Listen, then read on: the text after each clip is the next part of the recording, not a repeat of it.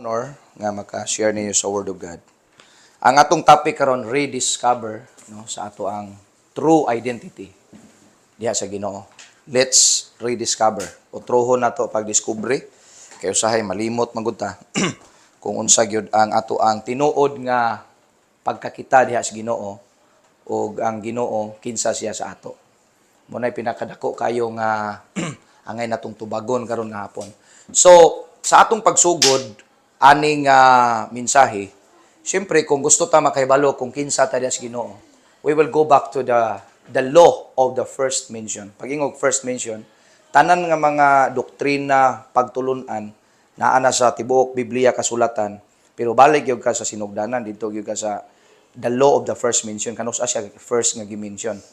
Dito gyud ka balik kung kani siya nga pagtulunan gi state diri sa New Testament unsay gikasulti adtong pinakauna gyud